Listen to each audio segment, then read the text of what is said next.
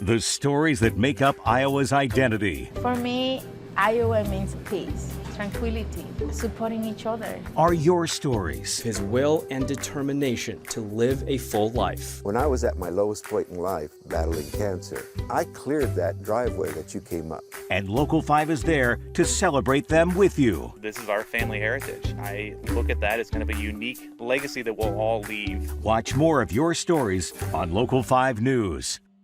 Playing with your pet is usually never a bore. Well, unless you're like 10-year-old Jack Theobald and your pet is a bore. He's super tame.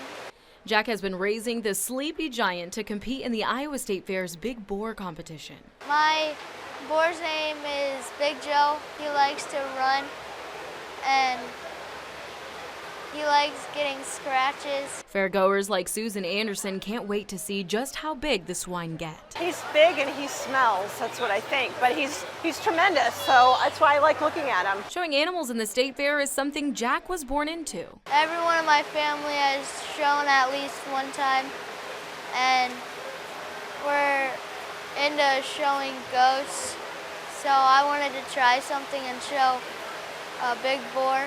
Jack's hard work is something many people admire about kids being raised on an Iowa farm. I love farm kids. I think they're some of the hardest working people I know, and I think it's a great way to grow up. Jack and Big Joe's bond is strong, not letting their difference in size stop them from winning a state fair prize. I got a big ribbon, and I got to stay here with them. It's not the end of the road for the pair, as Jack's dad said yes to keeping Big Joe in the family for Jack to bring back to the fair next year in hopes of taking home the Iowa State Fair's biggest boar title. I'm taking him back next year, and then I'm already raising up another one for the year after that. Yahtzee's your typical 2-year-old black lab until it's time to get to work. See? Then he's all business. He makes the job so much easier. He's found evidence that I'm sure we would not have found without him. His handler and caregiver, Captain Eric Huntoon, says without an arson dog, fire investigators look for certain fire and burn patterns to figure out if an ignitable liquid was used. But then it's their best guess to find where traces of that liquid may be left for recovering evidence. Where with Yahtzee, he alerts to where he thinks it's at, and then that's where we take our sample. And then, you know, it just makes you wonder how many times we've missed it in the past, because you don't know what you don't know. And he's found some evidence that I would have not have thought to look at. You wouldn't have expected it there. See? Good boy. In just a few months of work, Yahtzee's track record has steadily grown. I'd say to this point he's found up to close to a dozen pieces of evidence. And since those cases are ongoing, I can't get too much into the detail on those, but he's definitely doing a good job. But he's not just having an impact on solving cases. It's great. I mean, you get to have a pal hang out with you, and the people at the fire stations, the firefighters love him. The people down here at admin love him, and they like to see him. And I hope that he cheers them up a little bit, makes their day a little bit better. That horse is Angel of Empire, and he's caught momentum. Depending on what sports book you look at, he's a consensus top 5 favorite to win the Derby. I said if he can win this Arkansas Derby, he's going to stamp himself as one of the Kentucky Derby favorites. And the way he did it that day, winning by 5 lengths, just gives us tremendous confidence going forward. Gets out of the gate fine, and then he kind of wants to run in the pack. And then when the race is about half over, he seems to get his energy and pick up speed. Angel of Empire's journey here wasn't typical. In the 2020 auction, he was the cheapest horse the Albas bought. He spent just $70,000, but he's already made over $1 million. When we bought him, he wasn't the best looking what you would call a racehorse, but we're buying him as yearlings. Then they mature an awful lot. It was unexpected, but it's one of those things where, there's diamonds in the rough, and he just kept getting better and better. There are roughly 20,000 American thoroughbred racehorses born each year in America. The odds of having one of those make the Derby is 0.001%, but it's not just Angel of Empire. The Albas also have Jace's Road in the race as another top 10 favorite to go with Cyclone Mischief. Getting 3 in is a huge achievement, but Dennis and Jason have their sights set on a win. It's hard to imagine. It goes through I can't sleep at night thinking about it. It's a lot of excitement. I hope I get to experience that. That's definitely on my bucket list to try to win that someday. And it's not that we don't try every year. We'll see if their dreams come true on Saturday night. It's something you dream as a kid. I've been watching the Kentucky Derby my whole life, and to be a participant and actually have a chance to win this race, it's hard to imagine. Jake Brend, Local 5 Sports. The Iowa State Fair looks a lot different than it did 5 to 6 decades ago, but on Saturday, it's going to look pretty much the same for this one Iowan man and his cattle. Terry McMurray happy to see Papa. Oh, yeah. Has a long history at the fair, and he keeps hearing the same thing from people over and over again. You're back again at the Iowa State Fair with an animal.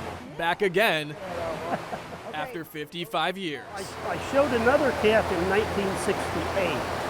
And that was the last year I showed cattle. So here we are, 2023. I'm 70 years old, back to showing cattle. Showing his cow Red Miss at this year's fair. So what do you think of my crazy old heifer over here? She looks pretty damn good. Good enough to hopefully win Terry a ribbon again. It's very nice. I'd be very pleased. I'd feel good about that.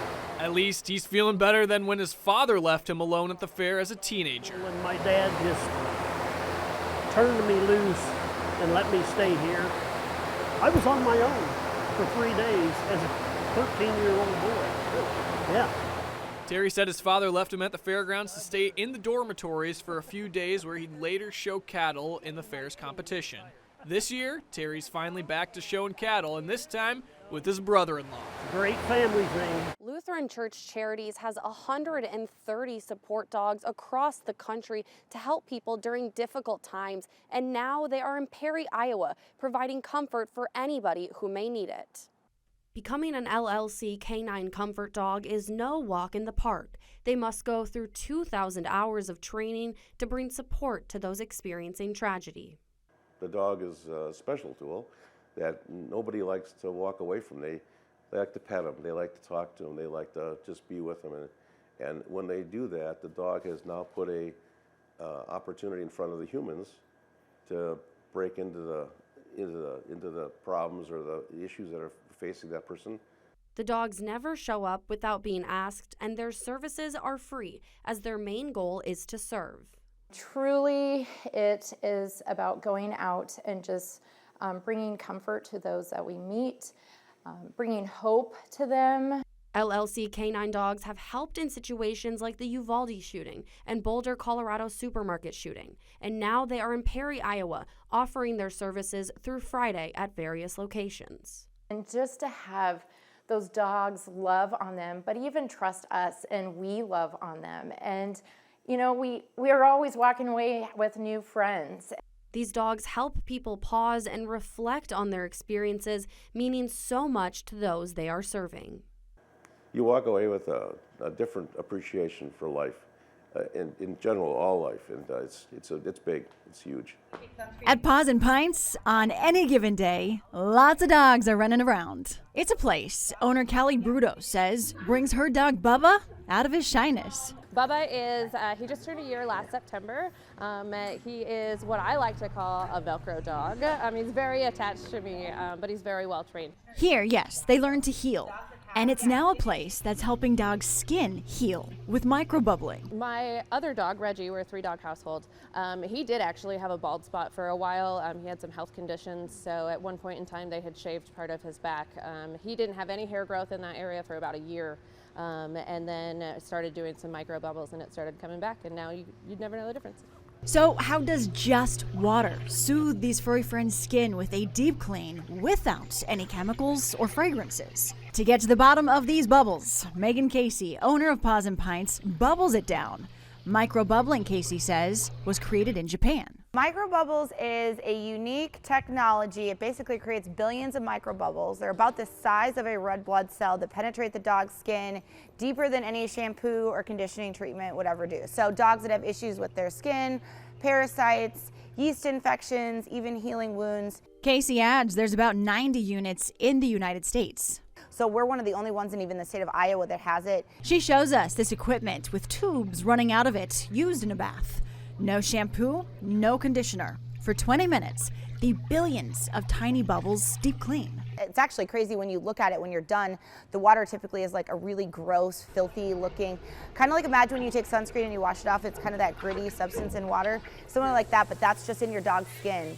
That's what's able to pull out and really heal it at like the core. So some dogs that don't even have skin, we've been able to help them like regrow hair back that didn't exist before. Microbubbling gives pet parents a more holistic approach in grooming, especially dogs with allergies. Healing the body by just using water. Think of how many billions of bubbles that is if they're a third of the size of a red blood cell that was in your body. And while some dogs may get skittish at bath time, microbubbling can have a calming effect. Willow gets like heavy eyes and will half fall asleep in the middle of the microbubble tub. And Bubba seems to enjoy it too. Really know if your dogs are going to be allergic to something. So with it just being water, they're clearly not allergic to water. It is just water, just tiny little bubbles. It's horse show day. It's early, and it's time to get to work. It is, but it's enjoyable work. Showing her horse Gunner at the Dallas County Fair means Sophia Garside is up before the sun, braiding, grooming, making sure everything is just right. So that's my goal today, is to really just work with him and work through everything with him and just have the best ride we can possibly can. She and Gunner hit the ring, putting their best foot and hoof forward. Sophia has set her sights high this year, competing in the Iowa State Fair Junior Cowgirl Queen Contest. I knew I loved horses, and I knew that I wanted to try to get to the point of riding in the Cowgirl Queen Contest. It's something that has always piqued my interest. It's always been my dream, and I finally get to live it. Shows like this one getting Sophia ready for that big day. A few feet away, Jenna Kujak-Schliemann keeps watch over the handful of animals she's brought to the fair. Sheep and pigs looking their best and ready to show. Whenever they get out of the pen, it's showtime.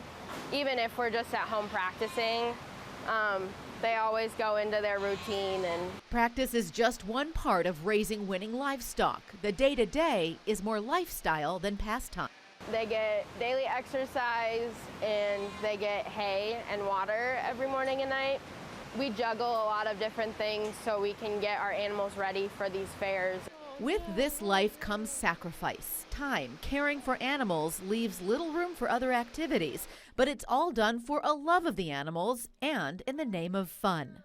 Yeah, it's cool to win like ribbons and banners and stuff, but it's really fun just going in there and showing off our animals that we've raised for months.